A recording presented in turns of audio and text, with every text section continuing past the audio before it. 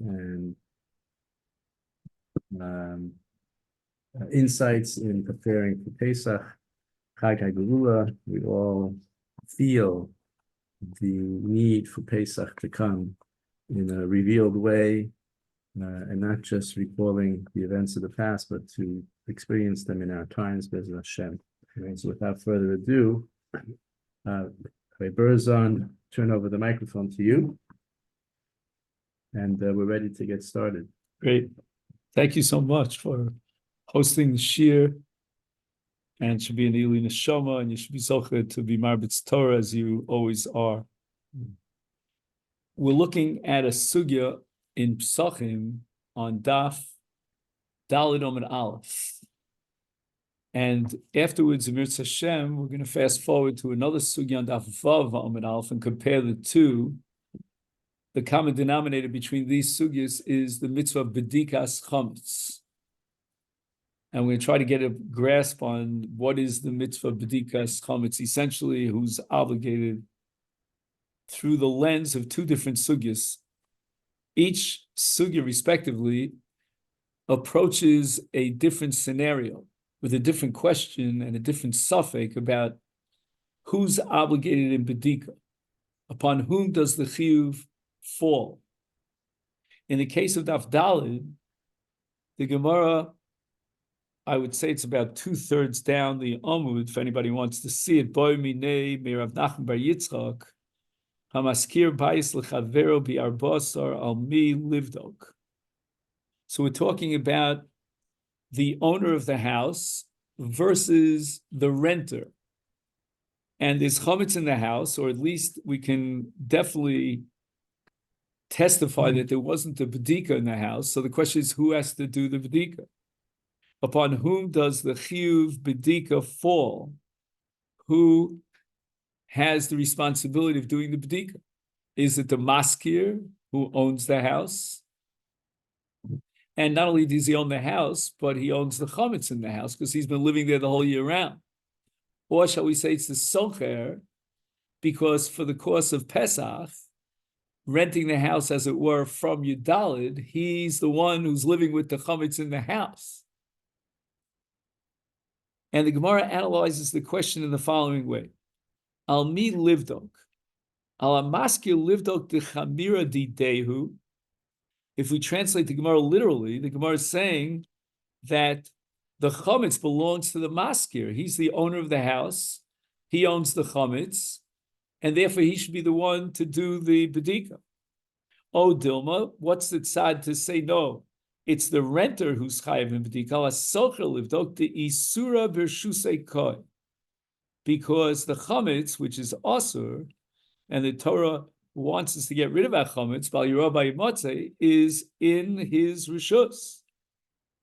Now we'll look at Rashi here, because Rashi sort of throws this sugya into a particular light. So you'll see 3 lines down from the wide lines on the bottom of Daf Daled, the Chamira di Dehu, HaChometz Shebebayis Shalohu. Okay, fine. Rashi says that he owns the chametz. We'll see that Tosfos is going to be objecting to Rashi. And what's the tzad to say that the socher, the renter, is chayav? Rashi says something which is a real eye-opener, not something that we would have anticipated. We thought that the emphasis here is on the fact that the socher for the rest of Pesach is going to be living together with the chametz. And Rashi throws a curveball. He says, Sharei ata habayis shalo. He owns the bayis. And Tosfos is very upset. Why?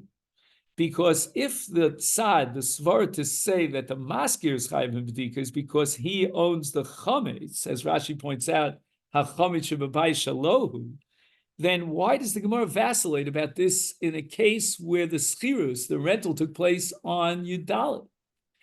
What if the rental took place on Yud Gimel? Now, the maskir presumably is the owner of the chametz. He's been there the whole year round. And if the svara to say that dafka the maskir is chayiv in bedika, not the socher, then that should apply, according to Rashi, a chametz shalohu, the on Yud Gimel as well. Why is the transaction, according to the Gemara's Safek, Iboilahu, on Yud Dalet? Even if the rental was on Yud Gimel, the same suffix would apply. That's Tosafos' objection to Rashi. And based on this objection, Tosafos offers a different approach to explain the suffix of the Gemara. But we're going to focus now a little bit on Rashi. Notice that the Gemara thinks that they could be machriya. We could determine the answer to this question by quoting a halacha in Hilchas Mezuzah. Tashma hamaskir bayis lechavero. So you have an owner of a house and a renter. Who has to put up the mezuzah? And the Brisa says explicitly, ala socher lasos lo mezuzah. He is living in the house because he's renting the house, and therefore he has to put up the mezuzah. And the Gemara has an analogy here that just like the socher, not the maskir, is obligated in mezuzah, so too it's the socher, not the maskir, who should be chayiv in bedika. And the Gemara rejects this analogy for a separate reason, because the Gemara says that in mezuzah we have a special halacha called chovas hadar. But be that as it may, we're going to want to focus our attention on the havamin of the Gemara. Before the Gemara rejects this analogy, the Gemara accepts an equation between the law of BedikasChometz on the one hand, and the law of Kviyas HaMezuzah on the other hand. And the question that I want to raise with you tonight is the following. Does it make sense that just because the socher is chayiv in mezuzah, that therefore he should be chayiv in BedikasChometz? I mean, after all, the Gemara points out that the chometz belongs to whom? To the maskir. So that if the chometz is the target and the goal of BedikasChometz, let's get rid of our chometz, then what does that have to do with mezuzah? In mezuzah, we want to find out whether the person living in the house is chayiv in mezuzah. That doesn't necessarily mean that it's the person who rented and living in the house is chayiv in BedikasChometz when the chometz belongs to the maskir. So we have two questions that we're raising here on the sugya. One is already raised by the Bali Tosafos on Rashi. Namely, how could Rashi say that chometz didehu, he owns the chometz, meaning the maskir, the owner of the house, is the owner of the chometz, and therefore he should be chayiv in bedika? Well, guess what? If that be the case, then even on Yud Gimel, if the transaction took place, he should be chayiv when it comes to Yud Daled a day later because it's his chometz. And yet the Gemara only poses this suffix in a case where the schirus took place on Yud Daled. Question number two, what did the Gemara mean by setting up an analogy to mezuzah? I mean, are we going to take the Gemara and say, well, whenever there's a maskir and a socher, the chiyuv is always going to be on the socher, and mezuzah becomes the paradigmic case from which we derive all our conclusions? Why should that be so? It would seem more logical and more attractive of an approach to assume that there's some internal equation here between mezuzah and BedikasChometz. And the issue of BedikasChometz as to whether or not the chiyuv is on the maskir or the socher should be somehow related uniquely and specifically to BedikasChometz. How do we traverse from mezuzah to BedikasChometz? Those are the two questions that we'd like to focus on.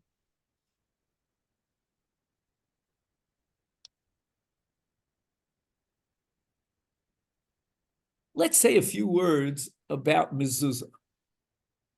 Mezuzah belongs to a very unique category of mitzvos. If I had to add to that category, I would probably add the mitzvah of makeh. What other example could I give? Let's say BedikasChometz might fall into this category. What is unique about? Oh, let's take Ner Chanukah. That would be. What does the Brisa say in Shabbos Chaf Aleph about Ner Chanukah? Ner ish u beso. So what's the common denominator between the following three? We're going to play like an IQ test kind of thing. We have mezuzah, we have ner Chanukah, and we have makeh. What is the lowest common denominator between these three mitzvahs? The bias. The bias, exactly. Chovas bias.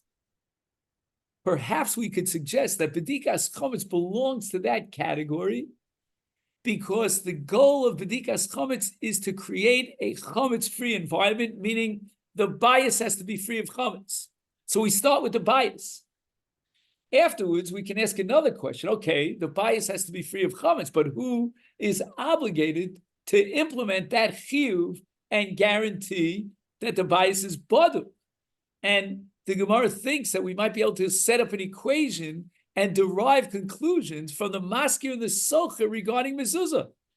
Because now mezuzah becomes the paradigm case of a chiyuv bias, and we don't know who is considered the Baal HaBayis. Is it the maskir or the socher? The maskir has certain kinyonim in abstract, but befall, in actuality, the one who has legal rights to use and enjoy the benefit of this bias is going to be the socher. So which of the two, the maskir or the socher, the maskir having a kind of a theoretical legal ownership, and the socher who has the hands-on ownership because he's the one who's living in the house and using the house and enjoying the benefit of the house, who is considered the Baal HaBayis, l'gabe chiyuv habayis? We're not going to extrapolate for all mitzvahs whether the maskir or the socher is chayiv and base ourselves on an equation to mezuzah. But mezuzah is going to teach me something about a chovas bias. Who is the real Baal HaBayis? Will the real Baal HaBayis please stand up? Is it going to be the maskir or is it going to be the socher? And Rashi is going to learn that in the Gemara's context regarding BedikasChometz, if the maskir owns the chometz, then as far as the bias of chometz is concerned, that generates a chiyuv bedika, it's going to be the maskir who's considered the Baal HaBayis. If the chometz that we have to get rid of, and that's the mitzvah on the bias, that the bias has to achieve the goal of being chometz free, then whose chometz in it? Well, should we say no? The socher is one who's living in the bias.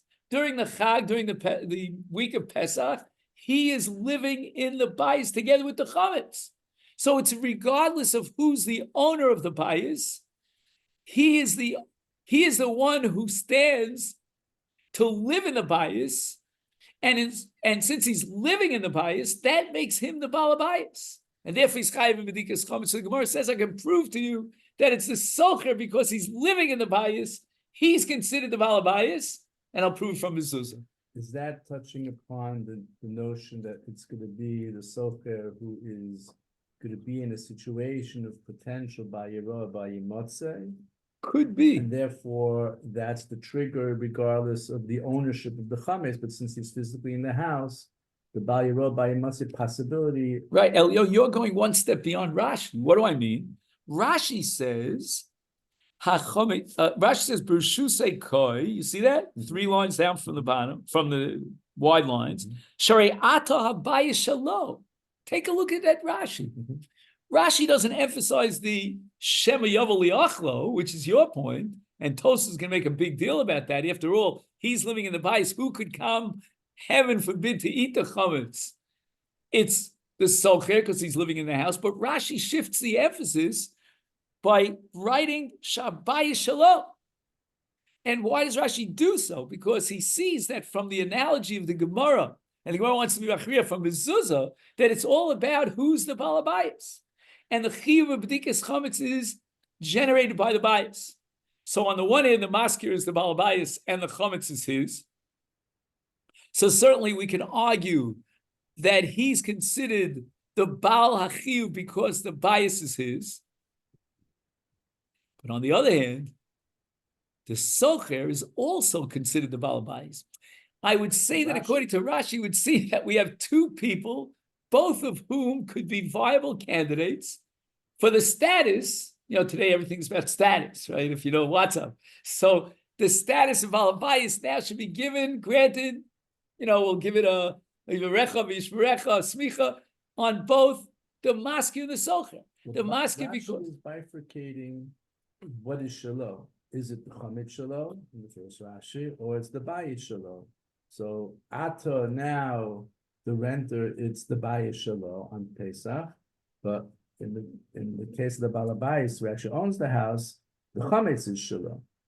correct. So that's the shalom. I think the question is boiling down to what shalom are we looking for? Correct. What's the emphasis? What generates shalom? Which is the Is it ikar? Which is the Chometz or is kafel? it the bayis? Both the maskir and the socher arguably are both considered the balabayis.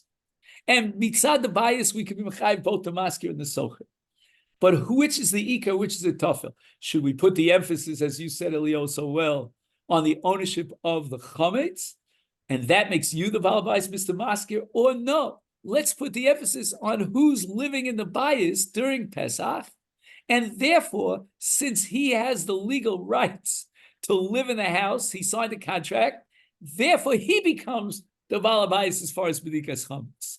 And the Gemara thinks we could extrapolate from an analogy to mezuzah, because there too, there's a battle as to how to define and who gets the crown of balabais to generate a chiyuv from the bias, in this case mezuzah, and we're going to equate that with chometz in terms of BedikasChometz. However, we have to make one important point. The bias is not going to be bodek itself. The bias is an inanimate object. So ultimately, even if you say that we have a mitzvah called a chovas bias, but you're going to have to introduce the person who is the balabayis. The chiyuv cannot abstractly fall on the bias. And now the question is, who is going to be obligated to implement the BedikasChometz? Now, who's living in the house? Who can walk from room to room, upstairs and downstairs, and look for the chometz? Where is the possession of the bias? And what's the answer? Correct. So there's no question about it, that even if I would grant you an abstract that the maskir is considered the balabayis, and when the bias generates its chiyuv, it should fall on the maskir, but there's a problem here. There's a technical problem here. The bias is under the possession of the socher. So how could you be mechayev the maskir? And I believe that this question could answer Tosfos's objection against Rashi. What does Tosfos say? Well, what happens if the rental agreement was signed on Yud Gimel? And I would say and submit to you that if the rental agreement was signed on Yud Gimel, then hands down, it's the socher's chayev in bedika. Even if you'll tell me that the maskir owns the chometz, and even if you'll tell me that because of his abstract legal ownership for the bias, he's the balabayis, but we can't take that bias and impose generate an obligation on the maskir, because by the time Yudalid comes around, he's out of the picture. The socher is in possession of the bias. But the Gemara has a suffix about Yudalid. On Yudalid, if the schiras takes place, then it's gan shaykh, it's very feasible for the maskir to implement the bedika. On the other hand, after the schiras is nishlama, after it's complete, then the maskir is out of the picture and the socher comes into the picture because he's in possession of the bias. So we can only practically expect that the socher and only the socher would implement the chiyuv bedika. But now the question is, going into Yudalid, can we clamp the maskir with a chiyuv? And it seems from the Gemara that the Gemara is saying absolutely yes. We can be mechayev the maskir. Why? Because the transaction took place on the 14th, and the chiyuv bedika that's generated by the bias on the person who owns the bias was generated when the maskir was still in the bias. And here's where the Gemara L'maskana is going to introduce something called Mesiras Maftechos. And the Gemara is going to ask, when were the keys handed over from the maskir to the socher?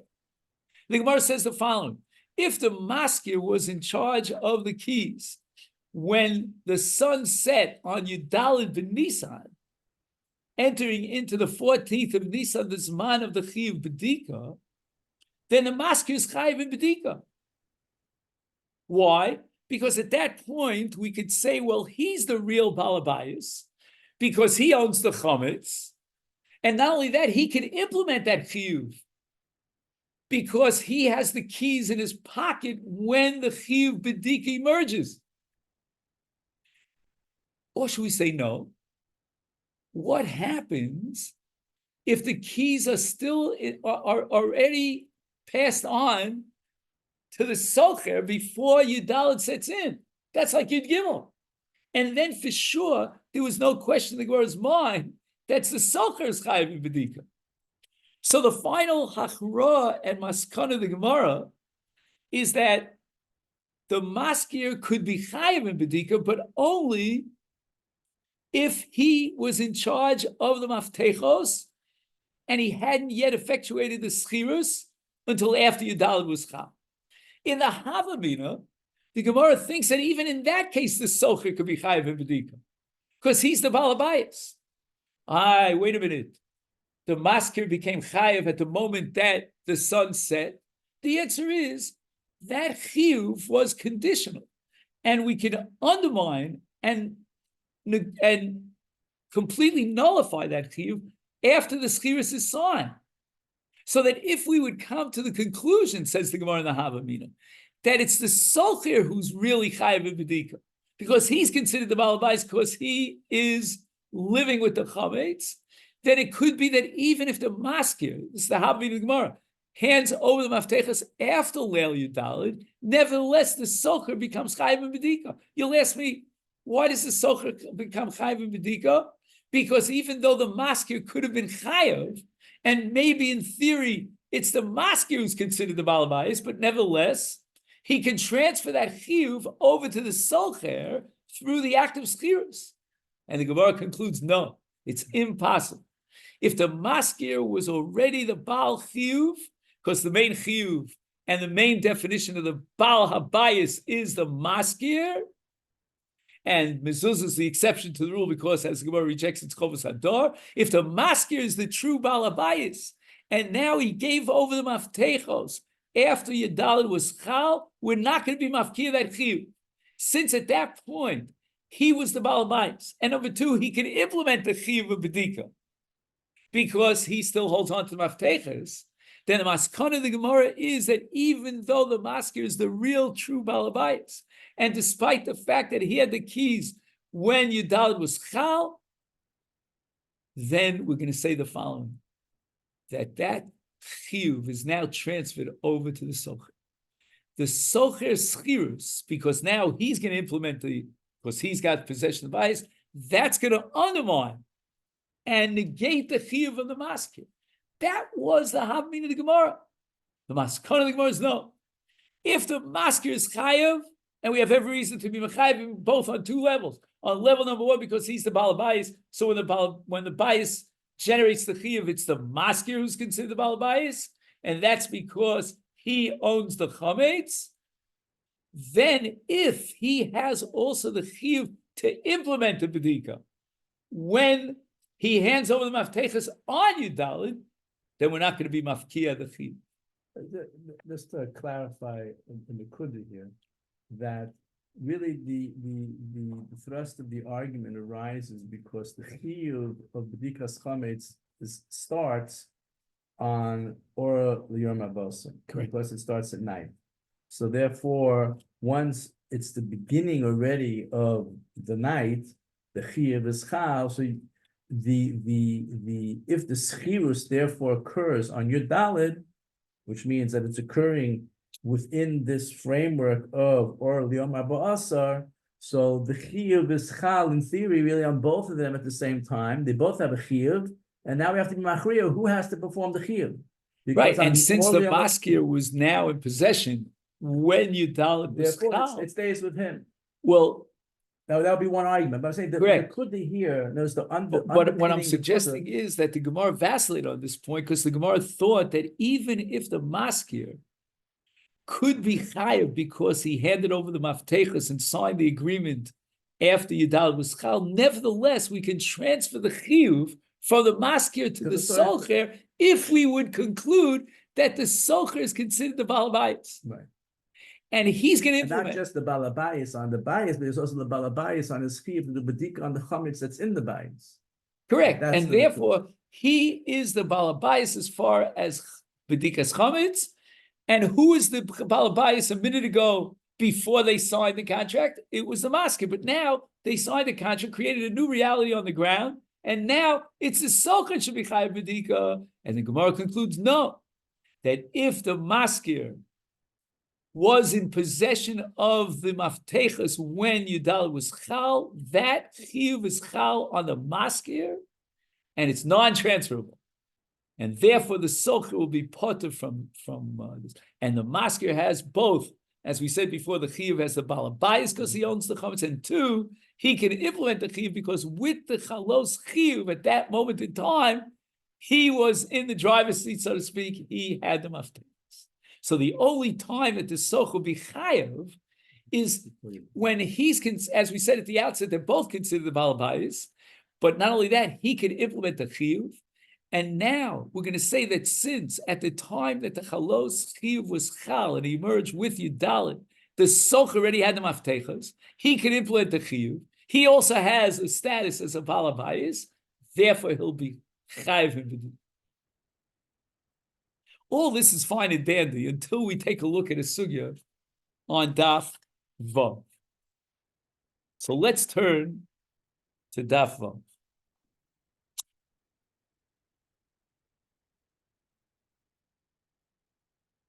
The Gemara now on Daf Vav raises the possibility of BedikasChometz before Yudalit.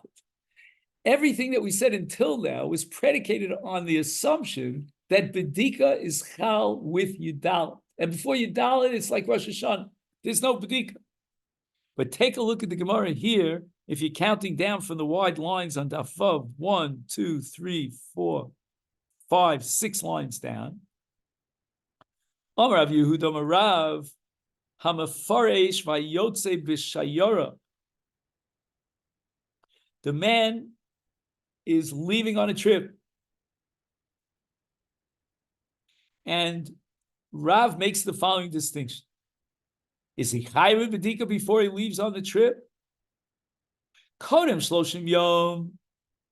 The Gemara is going to qualify that that's because he doesn't have any intention of being back in his house during the Chag, but he left 31 days. Let's say Erev Purim, he left for a long trip and he has no intention of returning. You know, he went, again, now that we're in a Milchama, it's hard to even say these words, but he went to Disney World.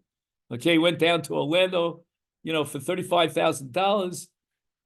That's a cheap deal. And then hopefully he won't ask for a scholarship for his children in yeshiva. Anyway, so he went down to Disney World and he has no intention of returning from Orlando until after Pesach.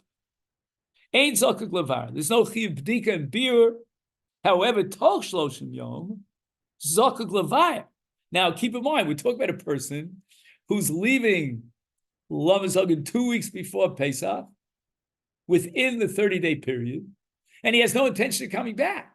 So what does it mean, chayav levar? When is he going to do this beer?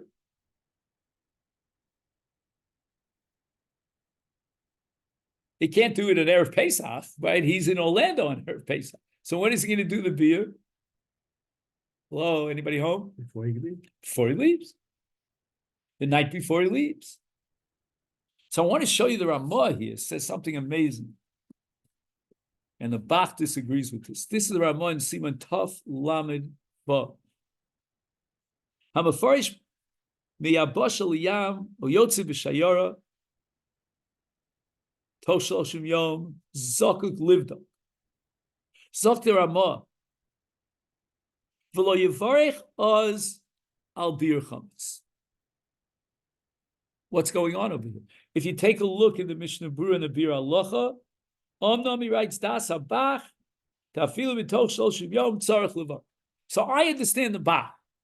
The Bach tells me that the same chiyuv that applies on Yudalid, for you, if you're leaving on Rosh Chodesh Nisan, then for you it's Yudalid. Why? because Chazal said that within that period of time, right, Sholem v'Dorsh and Bilchas HaPesach, that's when the Chiyuv B'dika emerges. So it means the Chiyuv B'dika emerged after Purim, 30 days before the Chag. Says the Bach, you're Chayiv in B'dika, and therefore you make a bracha. But the Ramah says no. Apparently the Ramah is not willing to say that the Chiyuv B'dika is Chal within 30 days before Yudal. In that sense, the Ramah is very similar to what we would say is reflected by our Gemara back on Daf Dalet. Namely, that the Chiyuv B'dika emerges on Yudal. And therefore you're not going to make a bracha. But wait a second. That's not satisfactory. Because if you take that shita to its extreme, to its logical conclusion, then you shouldn't be chayiv b'dika at all. The Ramah is not arguing against the Gemara Leheja and the Mechaber, who says that a Mefarish v'yotzi l'shayara toch shloshim yom zakuk livdok, he's chayiv b'dika. So the Ramah accepts the premise that he's chayiv b'dika in the case of Yotze B'Shara Toch Shloshim Yom, but he leaves out the bracha. So it's almost like the Ramah is operating with an Ikar and a Tofel, if you follow what I mean. Meaning that the Ikar Chiyuv is on Yudal. And that's going to be the mitzvah B'dika, shall we say, B'Shleimut, in a perfect way, and therefore it requires a bracha. But there's, so to speak, a secondary Chiyuv B'dika, called Yotze B'Shera Toch Shloshim Yom, but it's not yet the full-fledged Chiyuv B'dika. And the nafkamina is that you have to omit the bracha. What do you say? The svara behind why you wouldn't make a bracha then is because you're going to make a bracha on your dollar wherever you're going to be. So the bracha is not being lost; it's just being preserved for the optimal time, which is going to be your dollar for everybody. You might be right, Elio, but then the Ramah should have qualified. Let's say if he's not going to be making a bedika on Yud Daled, let's say, for example... Who's not doing a bedika on Yud Daled? Well, okay, so that depends on the maskana of Masker and Socher, but there are situations in which you're not going to do bedika on Yud Daled, and the chiyuv is chal on someone else. But somebody, but wherever you are, wherever you're going to be, somebody made the bracha on your dollar for the place where you're going to be. Yeah, but let's say it was a mokum shein machnis BedikasChometz, so you're not chayiv bedika. No one's chayiv bedika. Do you follow what I mean? Let's say he builds a new house, a brand new house, or he rents a brand new house. It was never used, and he comes in there with his matzah and his, kosher Pesach food. No one's going to be chayiv in bedika, and there won't be any bracha. There's no mitzvah. In certain cases of mitzvahs, we require that you put yourself into a chiyuv. For example, you can't say, well, I'm not going to buy a lulav. I'm not going to buy a matzah. I'm not going to build a sukkah. That won't cut the mustard.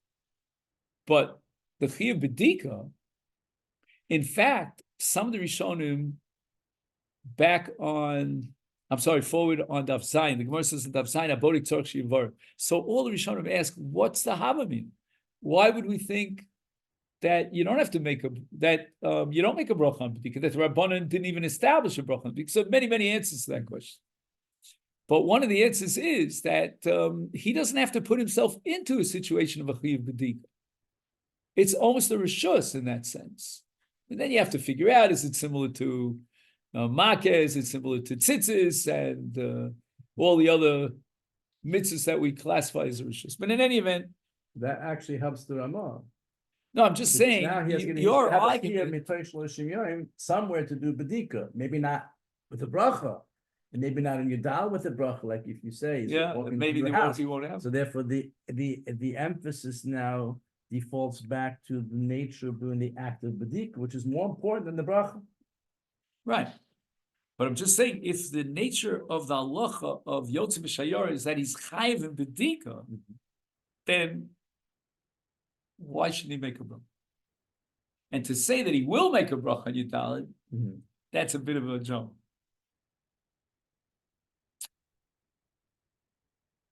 So again, let's get back to our other question. We had two possibilities as to the nature of Yotze B'Shayara. Is it that he picks up the chiv of Yud Daled? In other words, Al Shem HaAsid, he now becomes chayiv. Or no, the real chiyuv remains yidal. Just we're worried about a situation in which maybe he'll come back and so forth and so on. So the Rabbanan made this requirement of Yotze B'Shayor. The nafkamina might be the Ramah. Meaning, if we're anticipating Yudalit, and we're saying that this is Yudalit for you, as far as Chiyuv BedikasChometz, which is a conceptual definition, then you should be making a bracha. The Ramah might hold, no, there are two different chiyuvim. There's one chiyuv of Yudalit, and that's the mitzvah b'shleimus, as we said before. That generates a bracha. That 2 weeks before, that's not the ikar chiyuv. The Ramah made a separate takana, but it's really just our chaka, lest he come back and surprise himself because Disney World closes down, something like that. Okay. Or there are no flights. Right.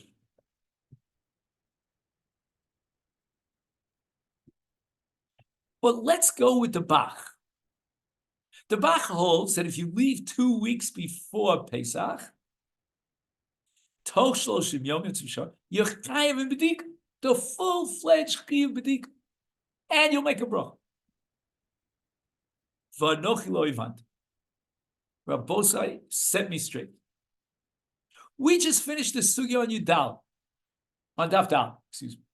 And the sugya on Daf Dal with Maskir and Socher concludes that there's one critical moment that will determine who's chayav and bedika.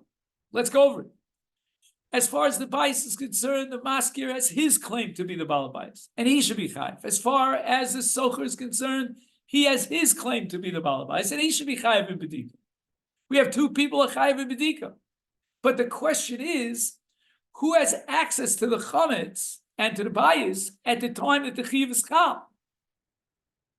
And the Gemara establishes that it depends, Mesiras Maftechos, at the point of time when Yudalit sets in. So the Machayev B'dika is Yudalit. How then can the Gemara determine Shloshim Yom? As if to say, within 30 days you become Chayev and B'dika. And therefore, Yotze B'Shayora Toch Shloshim Yom is Chayev and B'dika. I would have said the following. On Yudalit at night, is he packing his bags? Well, if he packed his bags before Yudalit at night, before sunset on Yudalit, then he's potter because he doesn't have the chiyuv. If, on the other hand, he packs his bags an hour after Shkiyas HaChamad or Tzeis HaChavim, then Einochinami, he was chayav, and once he's chayav, he's chayav. As we said before, the Maskir's chiyuv is not transferable. But everything should depend on Yudalit. So I walk away from the sugya on Daf Dalit about Maskir and Socher, and my conclusion is that the Machayev of Bedika, the critical moment that generates the Chiyuv Bedika is Yudalit. But then I fast forward to Daf Vav, and I have a Chiyuv Bedika, which according to the Bach is a real full-fledged Chiyuv Bedika, and it depends on Shloshim Yom.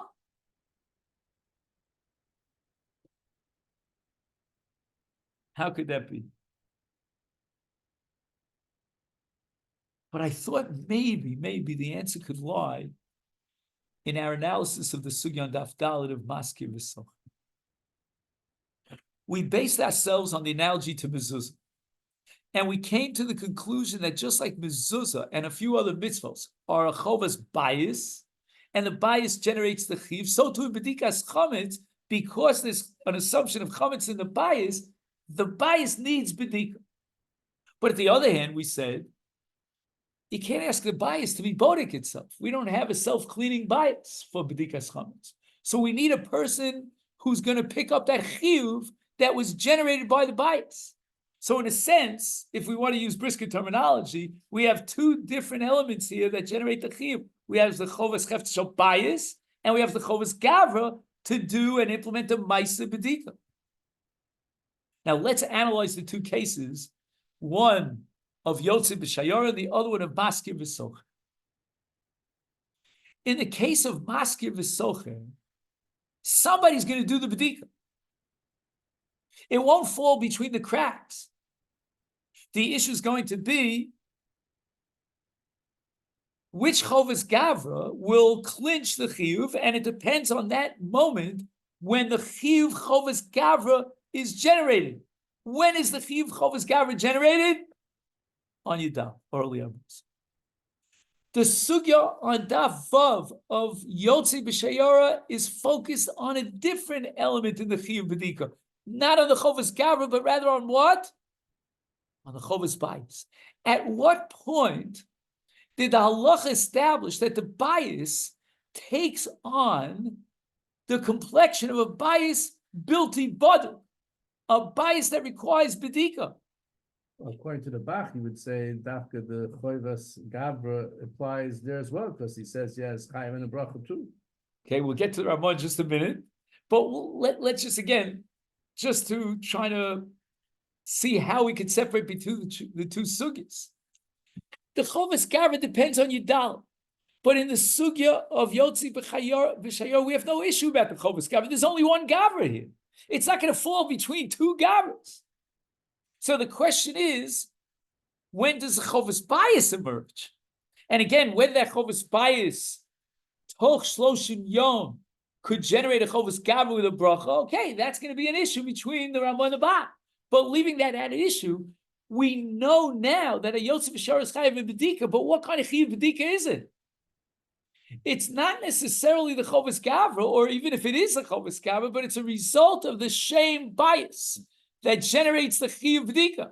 So at what point in time does the bias emerge with the status of I need bedika? The bias yells out and screams, I need to be checked.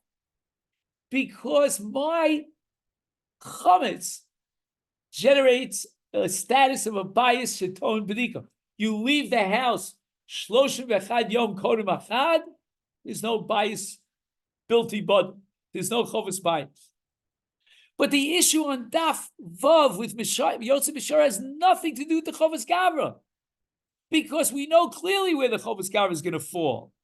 It's definitely going to fall on the balabais. There's no other candidate who would be chayav in the chovas gavra. So the implementation of the chiyuv b'dika is definitely beyond a shadow of a doubt. It's on the balabais. There's only one candidate. But now we have to ask ourselves a different question. At what point does the chovas bias emerge? And that's where the Gemara has this new halacha of toch shloshim yom. And now we can analyze the Ramah. The Ramah is saying, okay, you have a chovas bias, and the chovas bias emerges with 30 days kodem l'chad. But the chovas gavra depends on Yudal. And that's what we saw in the sugya of Dafdalit of Maskir V'Socher. And therefore, you don't have the chovas kav. You only have the chovas b'dika. Again, the chovas b'dika has to be implemented, because there's no way that the bias is going to self-bother. But that implementation is before the shas chovas gavra. And if it's before the shas chovas gavra, it's an incomplete chiyuv. And on that, you don't make a bracha. Comes along the Bach, he says, "Nan, once we establish the chovas bias, the chovas bias will now generate even before Yudalid a chovas gavra." But that's only because, says the Bach, there's only one gavra. If there are two gavras that are vying for the chiyuv, then it's going to depend on Yudal. So just to summarize, we have two different sugyas that seem to be at the face of a contradictory, but yesh liyashi, we can reconcile them. Why? Because in this sugya on Daf Vav, we're not dealing with an issue of chovas gavra. The issue is focused exclusively on the chovas bias. And the chovas bias, the Gemara establishes, emerges shloshim yom kodem l'chad. Would that chovas bias generate a chovas gavra of a ma'isa b'dika? That depends on the Bach versus the Ramah. The mitzvah of the sugya, of Maskir V'Socher is focused on the chovas gavra. As far as the chovas bias is concerned, both the Maskir who owns the chametz, he's the balabais, and the Socher who is living in the bias, he's the balabais. We have two balei bias. And now the issue is, where does the chovas gavra fall? Somebody has to implement it. And the Gemara says it all depends on Yudal. Okay then? Very good. That's where we'll stop. So yeah, I had an underlying question. Yeah. I guess it has two parts. The first one is, could we have made the argument in the opposite as well? In other words, the Chovas Bias for Daf Dalid and the Chovas Gavra for Daf Vav. That's one question. And You then see, the other my point question is, was, Elio, that you can't raise the issue of Chovas Gavra on Daf Vav. because there's only one person. It's only one Right. person. That ties it up very nicely. And on the other hand, on Daf Dalid, if we're assuming, which Gemara seems to operate with both of these svaros, that there's a reason to classify the maskir as the balabayas, there's a reason to classify the socher as a balabayas, and the Gemara argues. And again, you and I could have said Chometz Birshusei means that Bali Rabbi Matzah, he's living with the Chometz, but Rashi doesn't go that way. Rashi points out that he's the balabayas. The maskir, the Gemara thinks, is also chayavable. He should be obligated because he's also a balabayas. What makes him the balabayas? Because Chometz delay.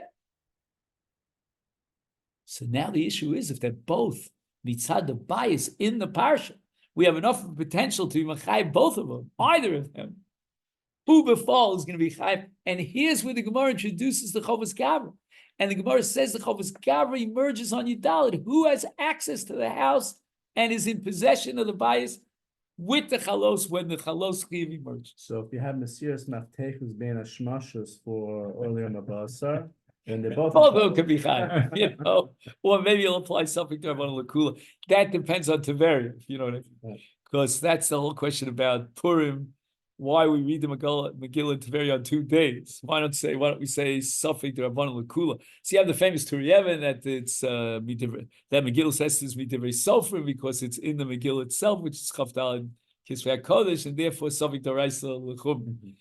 Then you have the Ran's other answer that if we apply something to Rabban Lakula, then in Tiveria they'll have no chiv at all.